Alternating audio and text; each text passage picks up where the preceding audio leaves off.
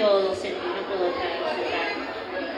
Bueno, buenas tardes, muchas gracias por venir, primero que nada, a esta presentación de un libro que se llama Los lugares imaginados, 10 historias del noroeste bonaerense, que escribí y trabajé a partir de una idea que me arrojó Martín Olivares, que lo editó él en su editorial.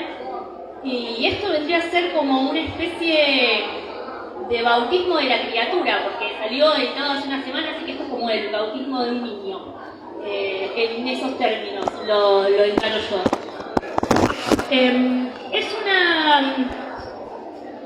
Este libro, como dije, nace de una...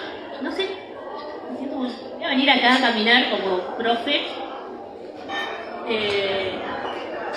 Nace como una propuesta de narrar a partir de una serie de historias que son bastante eclécticas, multifacéticas, un poco de lo que constituye la identidad de los bonaerenses. ¿Qué es lo que tenemos todos en común los que estamos acá?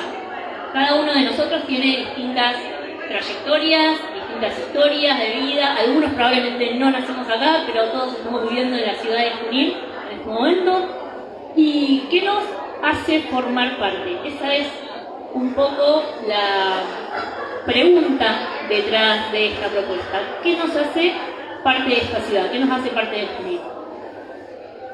La respuesta para mí fue las historias, básicamente. Las historias es lo que nos hace formar parte de una comunidad o que nos identifica como bonaerenses. Entonces, en este libro lo que recopilé son 10 historias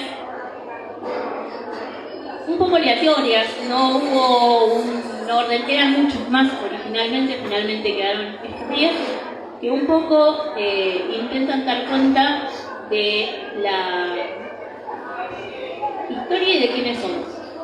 Pero no desde un punto de vista histórico formal, no intenta hacer un manual de un libro de historia, ni mucho menos, sino desde lo anecdótico, desde lo ecléctico, desde lo multifacético. Por eso recorre desde la cultura popular a el deporte, la música, y diferentes eventos. No quiero spoilear porque tienen que adquirirlo para saber de qué trata, así que no les voy a contar exactamente de qué trata. Así que estas historias, bueno, como les dije,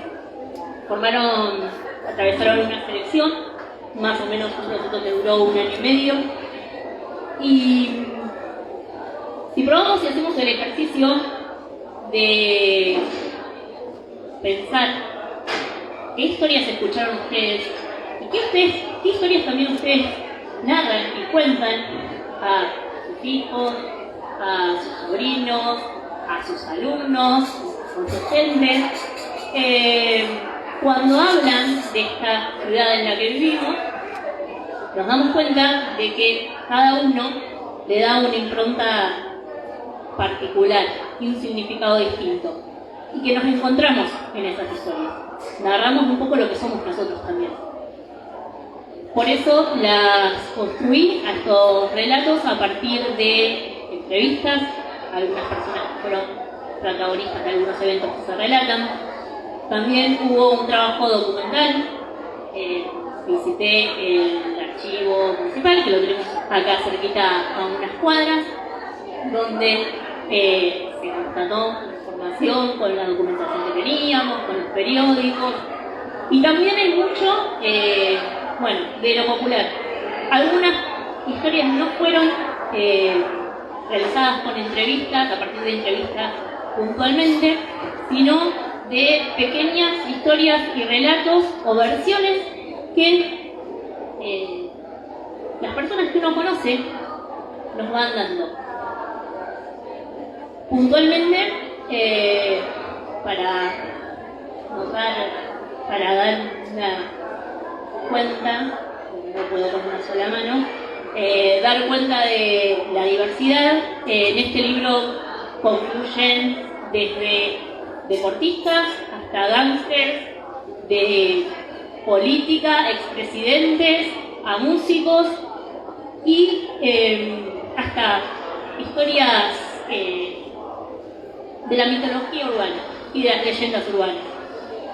Creo que la más, como le decía a Roberto hace un momento, por ahí una de las mitologías urbanas más conocidas de Junín es la del hombre gato. Los que por ahí son más jóvenes, no tienen ni idea. Los que tienen cierta edad, o por ahí, o porque le han contado a los padres.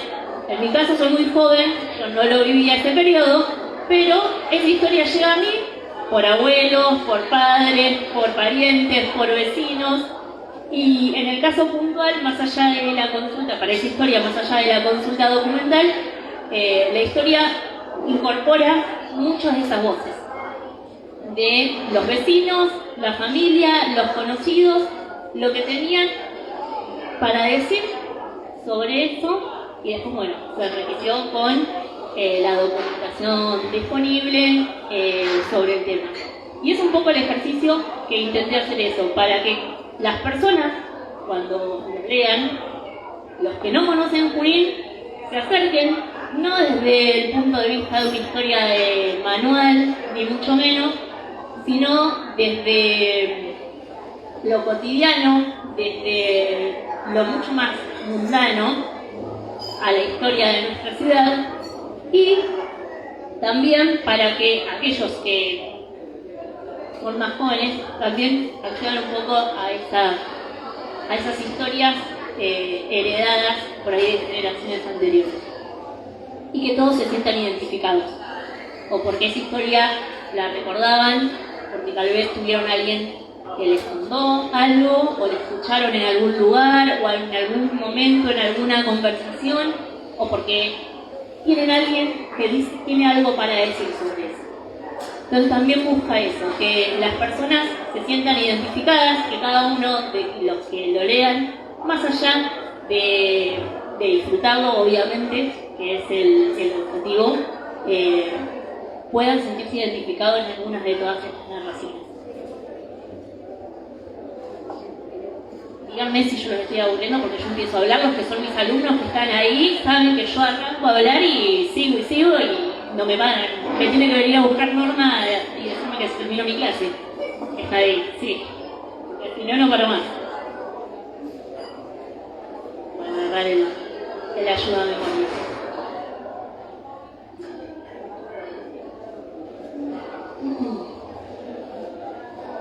Bueno.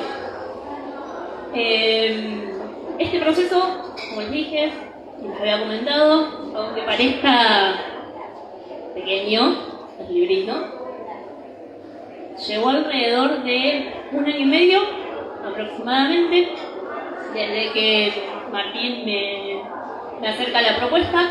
No fui su primera opción, no me tenías confianza, después sorprendí o adquirió. Llevó 1 año y medio. No solamente tiene el trabajo de escritura, sino que también quiero destacar en esa pequeña presentación que va un poco pasando, tiene un aporte interesante desde lo visual. Tiene el trabajo de un diseñador gráfico que aportó con las ilustraciones para cada uno de los capítulos, lo cual le da un valor agregado también a cada una de las historias, más allá de la narración y del texto, el aporte de lo visual. Y también, los que estuvieron mirando van a ir viendo más o menos algunas de las historias de qué van, con lo que se van a encontrar. No quiero adelantar mucho más, porque como ya les dije, el objetivo es que hay que leerlo. Así que, si tienen alguna pregunta, este es el momento ahora que hablen. Porque yo necesito tomar un poquito de agua. sí. ¿Cuál fue el proceso para decidir quedar con esas 10 y ya no esconder el resto para una próxima? ¿Cuál fue, bueno, las que a mí me resultaron que quedaron más lindas escritas, básicamente? Había más, ¿sí? Alrededor de 5 o 6 aproximadamente historias y relatos quedaron afuera de esta primera edición. La selección pasó por cómo estaba yo de conforme con el texto, básicamente. Que fueran textos breves, que fuera una lectura ágil. Como dije, la intención no es que sea un libro, un manual de historia, sino narrar historias. Y que fuera, bueno, a pesar de, más allá de la información, de que tenga una construcción basada en testimonios, en fuentes escritas y demás, que tuviera una lectura ágil, que la persona que lo lea no se aburra. Entonces, aquellas 10 que quedaron más cerraditos, que quedé yo más conforme, fueron los que quedaron seleccionados. Tuve también algunos lectores externos que dieron sus opiniones también sobre qué textos, porque también eso es lo importante, lo que quiero resaltar. Escribir, en el momento de escribir, es una actividad bastante solitaria, pero después la corrección siempre tiene la lectura de otros que prestaron su tiempo para leer, opinar, sugerir, releer 2 y 3 veces o más en algunos casos, hasta llegar a esto que se imprimió y que está hoy acá, que es este libro. Ese fue más o menos el criterio, no hubo otro más que ese.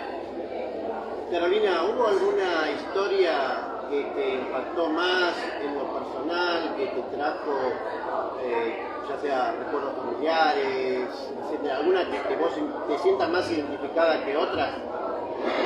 Sí, hubo algunas que yo me sentí más identificada, o no más identificada, pero sí en lo personal, puntualmente, bueno, las del hombre gato, porque esa surgió después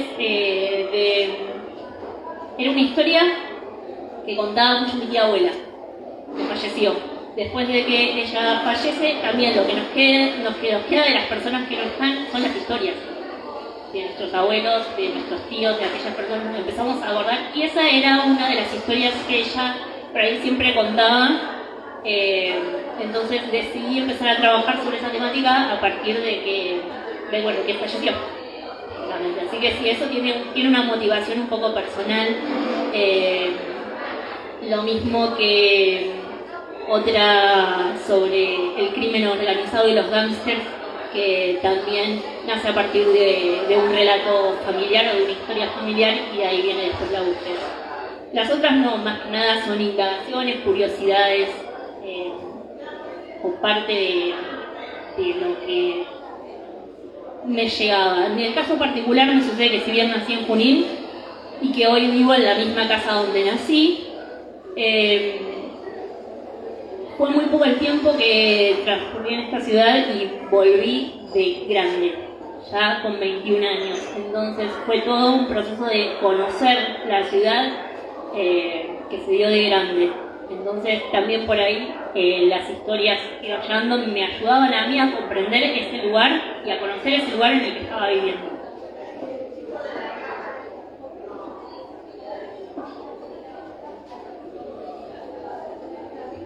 Ninguna consulta más. Bueno, como si hablamos de la identidad de nuestra ciudad y de los elementos que nos hacen formar parte de la ciudad, no podemos olvidarnos de llegó el momento del chivo. Alfajores La Malocha. Así que faltaba la presentación en una mesa para invitarlos acá, pero bueno, algunas cosas que suceden. Pero bueno, también tenemos en estas historias que están acá, no se abordaron instituciones o lugares que sean importantes desde aspectos más trascendentales, digamos. Acá no hay ninguna historia del ferrocarril. Estamos en un lugar también bastante simbólico del ferrocarril. Si bien hay una historia sobre trenes, no es sobre Junín puntualmente, sino sobre la zona. Pero eso quedó también por una decisión personal, no quedó para esta selección que hay acá. Así que bueno, también el lugar donde estamos atravesados por historia. Estamos precisamente en el predio de los talleres y a metros de donde transcurre también uno de los relatos que aborda los túneles. Tenemos la entrada del túnel que va por debajo de las vías del predio. Así que también estamos en uno de los escenarios de las historias. ¿Se podrá venir una segunda edición con esas historias que quedaron, como decía Pablo? Está la intención. Si quiero buen recibimiento, si me aguantan la lectura, sí, está como intención por ahí terminar de darle formas a esos otros relatos y muchos más que ni siquiera fueron contemplados realmente en este momento, pero una de las características que tiene Junín es que precisamente, más allá del acervo histórico y cultural, es un lugar donde, por suerte, prevaricación, destino, vaya uno a saber qué, confluyen montones de personajes, de historias, de eventos y de procesos que son sumamente importantes para no solamente nuestra historia, sino la historia de un país. Podemos ver la historia de un país a partir de la historia de Junín, además, aparte. Y eso también forma parte de la riqueza que tenemos y que a veces, por el hecho de vivir acá, la tenemos naturalizada, pero es una de las principales características de nuestra ciudad. El enorme acervo cultural, histórico, el patrimonio arquitectónico y la cantidad de historia e historias que tiene. Entonces sí, material hay que ver, pues uno nunca sabe, pero material hay para una segunda parte.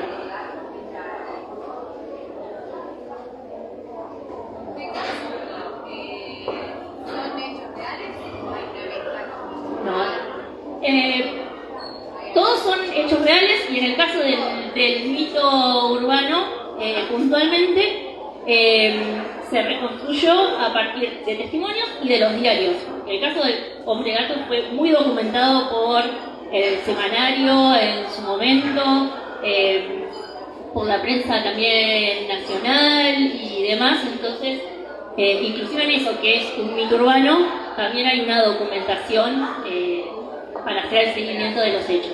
Y los otros no son todos eventos reales.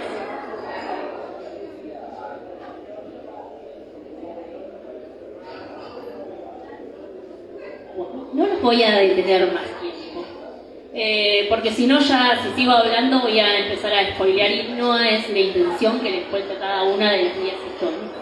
Así que les agradezco por venir, mi familia, mis amigos, mis alumnos, compañeros, profes que están acá acompañándome en este momento, donde en 5 minutos uno está presentando el trabajo de un año y medio, y que poder compartirlo con ustedes realmente para mí tiene un valor agregado y se los quiero agradecer nuevamente por estar acá, por darme su tiempo. Así que muchas gracias.